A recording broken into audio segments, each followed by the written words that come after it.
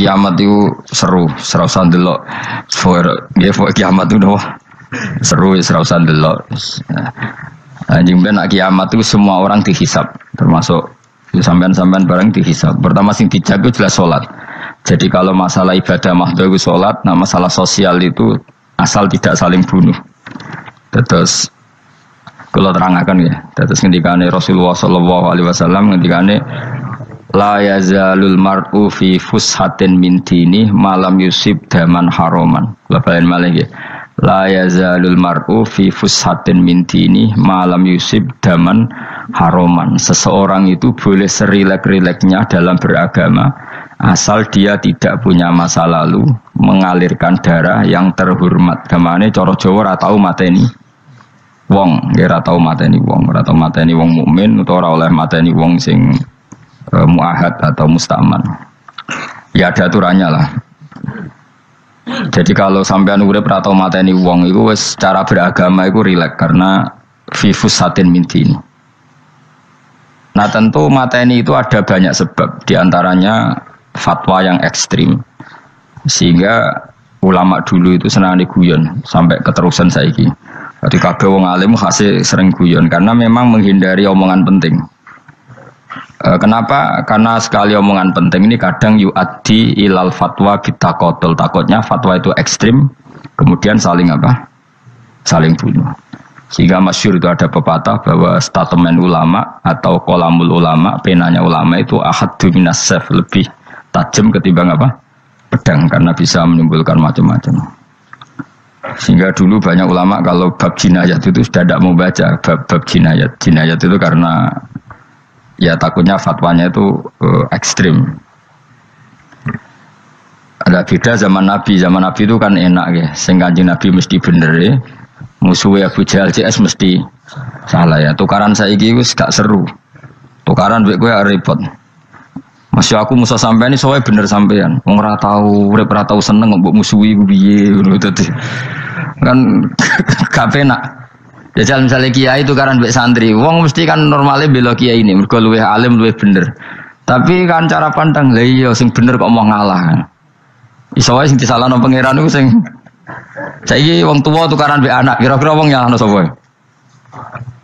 Nyalahno wong tuane apa anake? Cara kowe dadi hakim.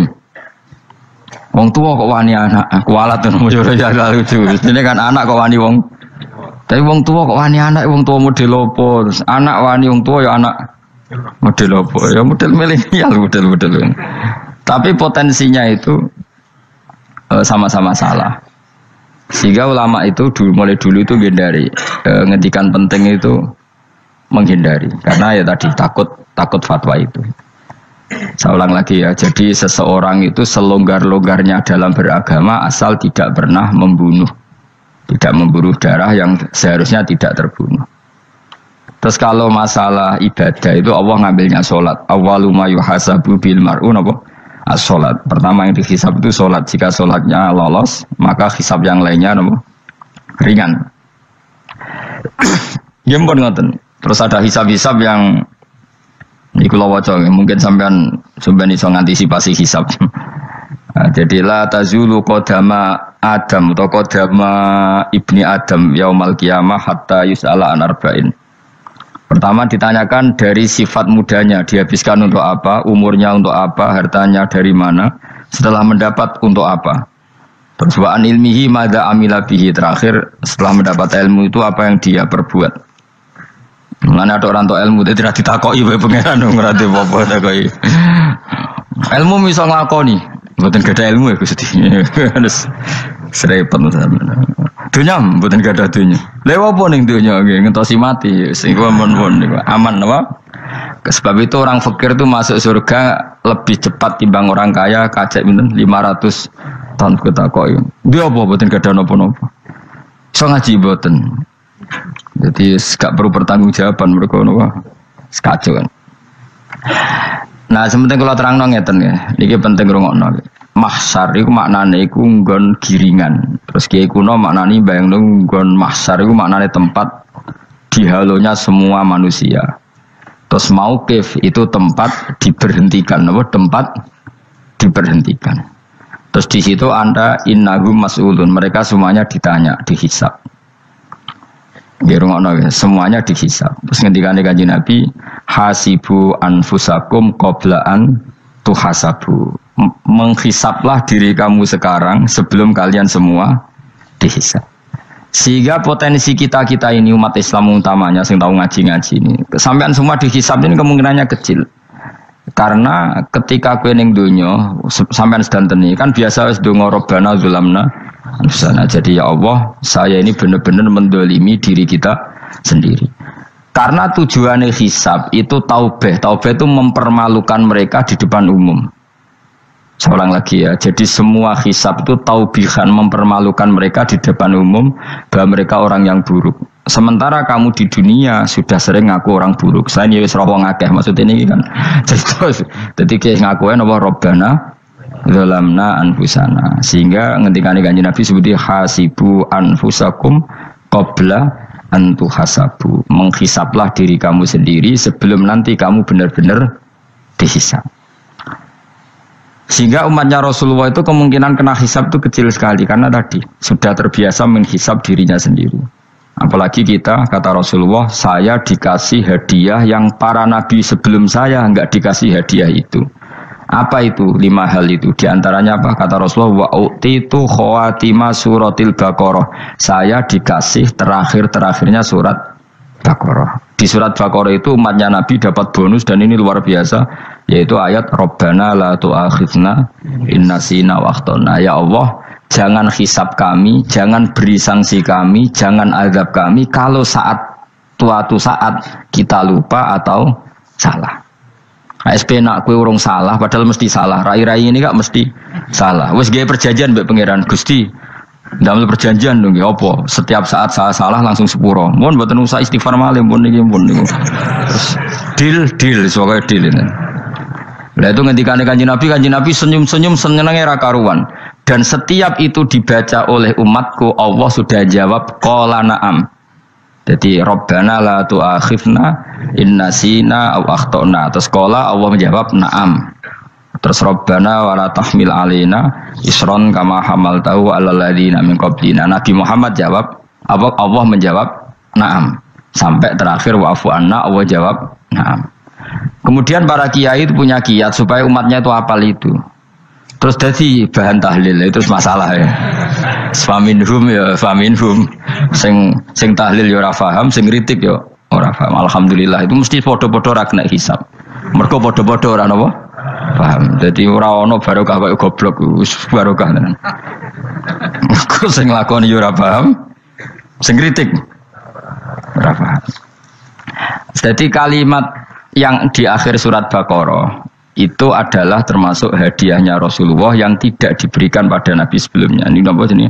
Utitu khawatima suratil Baqarah. Saya dikasih akhir surat Baqarah. Gini ku setiap doanya umat Nabi Allah jawab napa? Naam. Jadi ya Allah la tu'akhidna, jangan kasih sanksi kita innasina au akhtona. Allah jawab naam. Itu satu. Terus kedua, umatnya Nabi itu kalau dosa itu tidak perlu prosedurnya harus istighfar.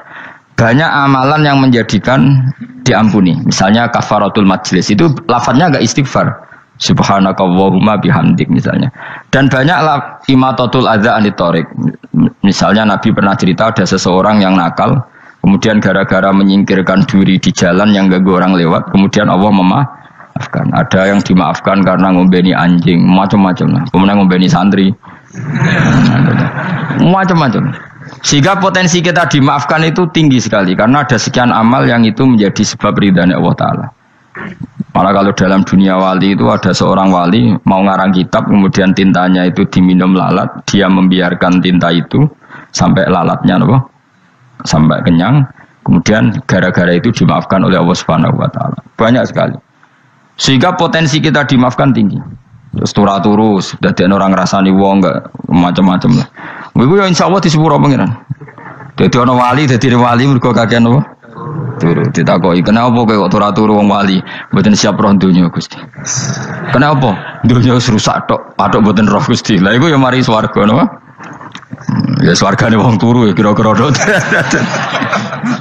Tapi jadi umatnya Nabi itu luar biasa. Makanya saya yang heran nih, kalau ada orang alim bikin gerakan terlalu tenanan itu keliru, biasa mawon. Turu ku ya ibadah, wae agar gak zina, gak maling, wae agar gak nglakoni dosa gede ini sanggep bae napa? Ibadah.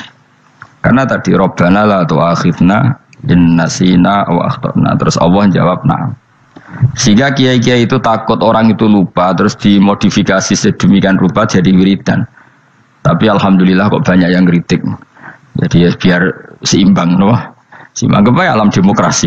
Jadi kalau lagi kecewa ambek sing kritik, mereka insyaallah rapati paham masalah usul ini. Karena satu-satunya cara supaya orang paham itu pancen yo dijak latihan bareng-bareng. Gak ngono malah ra paham blas. Ya tapi tadi ya semua itu resiko. Zaman Nabi Sugeng ana ibadah sunat dilakoni terus, Nabi yo duka, kuwatire dianggap wajib. Tapi nek ora dilakoni blas Nabi yo duka, wong sunat ora tau dilakoni. Jadi sudah alhamdulillah sekarang ana sing ngritik, ana sing setuju biar seimbang no. Wong padha ora paham wae napa? Padha paham. Padahal makna ayat itu luar biasa. Rabbana la tu'akhidna in nasina wa akhtana. Terus kedua, Rabbana wala tahmil alaina isran kama hamaltahu alal ladzina min qablina. Ya Allah, jangan beri beban kami sebagaimana Engkau memberi beban kepada orang sebelum kami. Dulu itu kalau ada orang yang salah, itu harus dibunuh oleh orang yang tidak salah. Liyaqtulal bari'u minkum al mujrima. Supaya yang tidak salah membunuh yang salah. Sehingga ketika umatnya Nabi Musa menyembah anak sapi ijel itu, apa kata Allah? Fatubu ila bari'ikum faqtulu anfusakum. Kamu syaratnya tobat harus saling membunuh, yaitu orang yang terbebas dari dosa itu membunuh yang tidak dosa. Masyhur itu. Terus Allah mengirimkan mendung yang pekat terus gelap. Ketika gelap itu yang al-bari yang enggak dosa mengeksekusi yang dosa. Sekarang kan enggak, paling takam KPK. Berarti penjara mulai juga sisa korupsi jake. Jadi penak lah pokoknya zaman akhir itu penak. Pemenang KPK ini mulai disoal, jadi aman lah. Sebuah sing bener di aja nih, sing bener ya pangeran. Misalnya rasa KPK lah nak takwa ya rasa korupsi. Kalau KPK dilemahkan nanti yang korupsi marah. Lah masih orang KPK lah nak di pangeran kan ya aman karena korupsi. Kowe aneh-aneh wae. Kowe wong mukmin kok bakas ngono. Kowe sementing iku nek kowe wedi pangeran kan ra usah polisi, ra usah KPK wis tetep ra usah dosa wong wedine mbek pangeran. Nah, kecuali ra usah pangeran ateis, iku masalah. Ya, tapi kan omongan ini gak populer, padahal bener. Nah, aneh. Jadi karep pemilu ngene, terbebas korupsi nek ana KPK, urip makmur nek ana menteri kemakmuran. Pokoke kabeh kowe mbok gantungno pejabat negara. Mengane tau hitam jeblok, sak jeblok-jebloke. Misalnya rasa sejahtera, saya menteri sosial harusnya gini-gini.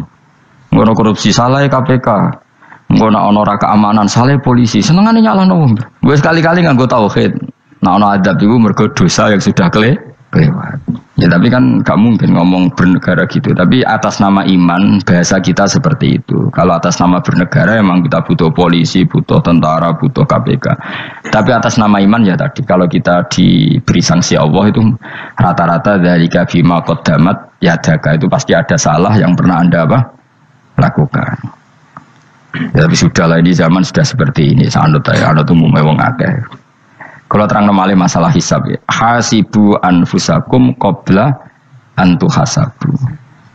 Kamu menghisablah diri kamu sebelum kamu dihisab. Misalnya saya sebagai ulama, tentu hisab terberat saya itu kitmanul ilmi, menyembunyikan apa?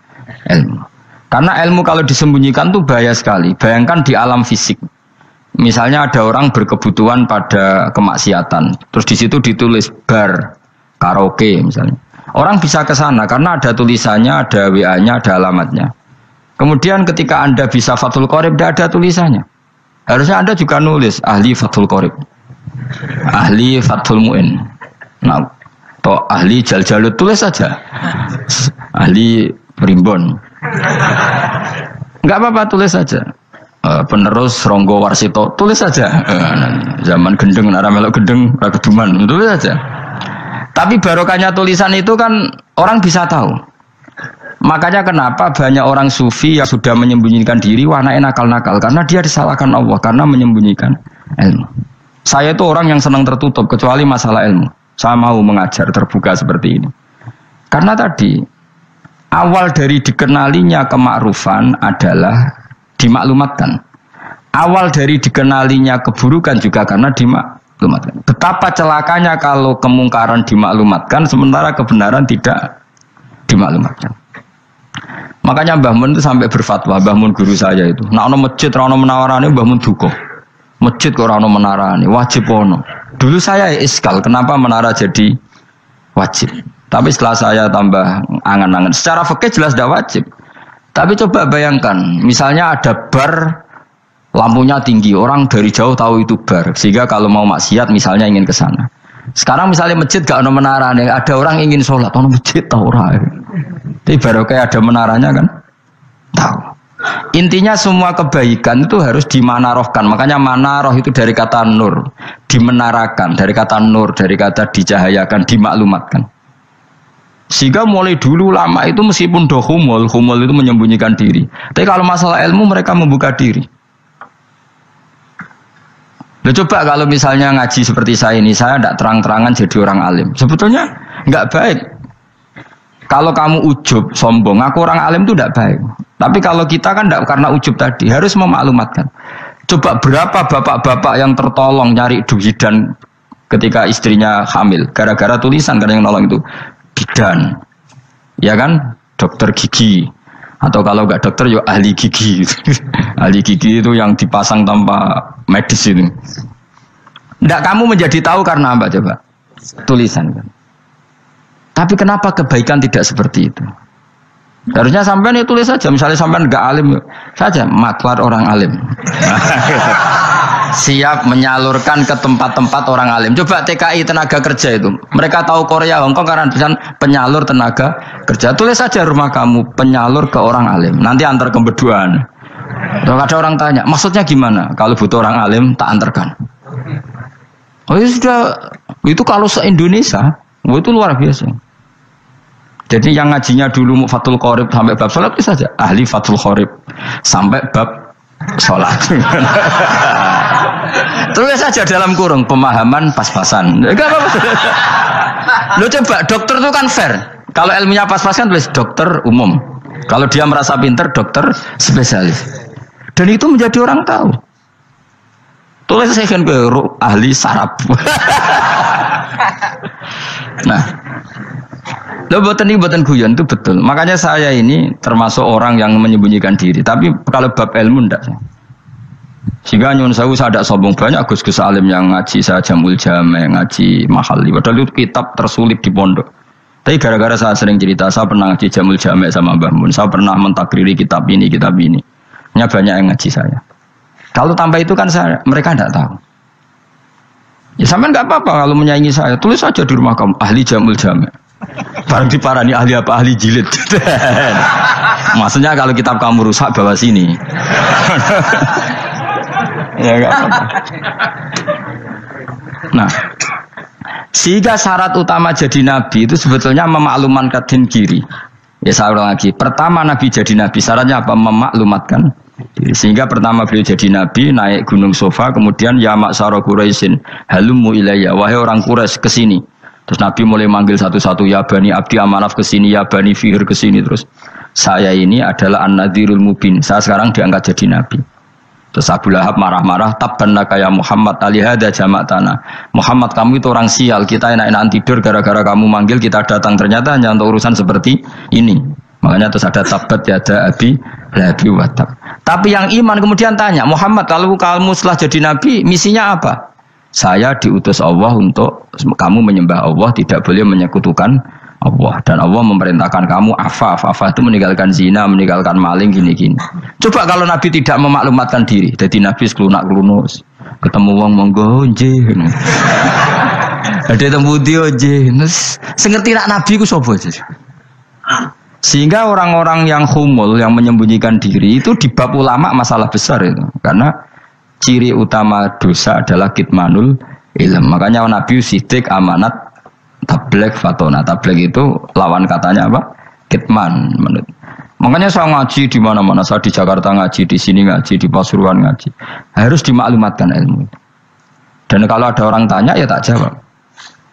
Saya tuh kitab yang paling aneh di pesantren, misalnya yang mulai aneh lah, kayak Jamul Jami'. Saya sampai sekarang masih ngajar Jamul Jami'. Kitab yang aneh. Macane lagi roh judulnya pusing. Jamul Jawami', kumpulane pira-pira kumpulan. Jadi ilmu apa ae ana ning kono. Sing gak ana ilmu dukun, mboten enten. Ilmu carane bodoni ora ana. Ning kono mau carane mlebu swarga tok. Mane potensi kula mlebu swarga itu tinggi sekali. Cara sing model piye duwe. Dadi Jadi cara sing model piye duwe. Jadi cukup banyak napa? Cara. Sampe nek cara sitok ora mesti kula nu gak ada cara kata. Dadi nek dari cara iki mentok ganti cara iki mentok. Ya terakhir paling gampang itu cara nganggo fadhole pangeran. Iku kena mbok tiru. Pokoke mlebu swarga nganggo fadhole pangeran. Masalah utama kita sebetulnya itu, makanya saya tidak pati cocok sama orang sufi itu. Kebenaran itu harus dimaklumatkan. Sementara orang sufi itu ingin menyembunyikan diri. Itu kalau untuk yang alim itu tidak bagus. Wong kita saja tahu itu dokter atau bidan karena tulisan. Ini bidan, ini dokter. Dan mereka jujur, dokter umum, dokter spesialis. Loh, coba misalnya di kota, kamu tulis saja penyalur kebaikan. Orang yang ingin mondok. Oh pondok pilihannya ada, Sarang ada, Pelosok, Lirboyo. Kalau saya ke sana gimana? Saya kenal Gusnya, tak anter. Keren, juga ada penyalur. Kalau orang bisa tersalurkan ke Korea, ke Korut, ke Jepang karena tulisan, kenapa tidak banyak orang tersalur kebaikan karena tulisan? Enggak orang mau kelunak orang jelas. Meskipun nanti ditawari orang, mesti dulu sih ahli takrib, mesti wong guyu, ahli fathul Korek sampai bab sholat. Tulis saja jujur, maaf tapi hanya sampai bab sholat. Tulis saja, ada maafnya barang, maaf tapi sampai bab sholat. Enggak apa-apa. Paling untuk wong sowan, larian mau doa jenengan 2 tahun. Tapi ini bodohnya mau 3 bulan, mulai ngajine dok bab sholat. Enggak apa-apa.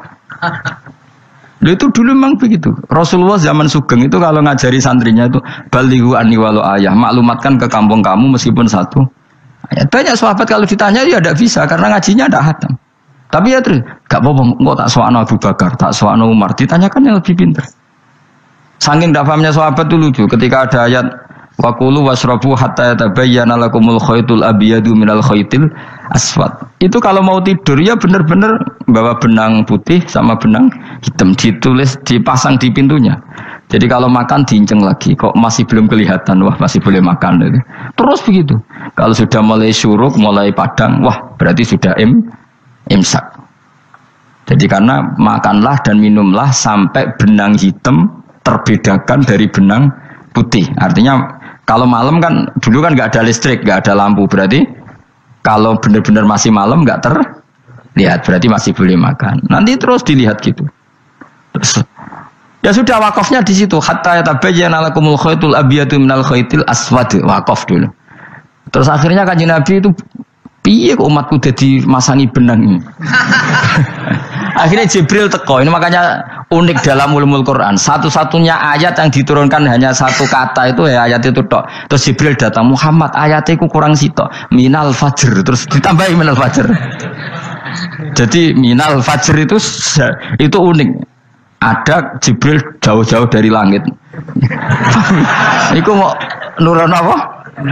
Minal fajr. Makanya kalau kamu nanti dites, kalau ingin jadi dokter tafsir dites, ada 1 kalimat yang diturunkan jauh-jauh Jibril ke bumi. Apa kalimat itu? Jawabannya minal fajr. Wis alim yakin alim. Memang ikut tak? Masa itu saudara? Mereka gara-gara sahabat itu terus masangi apa? Benang ngincang. Akhirnya minal fajr. Baru mereka tahu maksud fajar, maksud apa? Benang hitam artinya malam, benang putih artinya fajar. Sodik sudah menyingsing. Semenjak itu sudah ada benang-benangan karena jadi orang-orang ngono maksudnya iki kurang sithik terus turun apa? Minal fajar ya. Jadi nanti kalau sampean latihan tes jadi dokter apa? Tafsir. Ayat mana yang diturunkan hanya 1 kalimat atau 1 kata jawab apa? Minal fajar. Itu lolos ya, langsung dokter. Pun pinter. Ya pinter ngerpek maksudnya orang-orang tinggal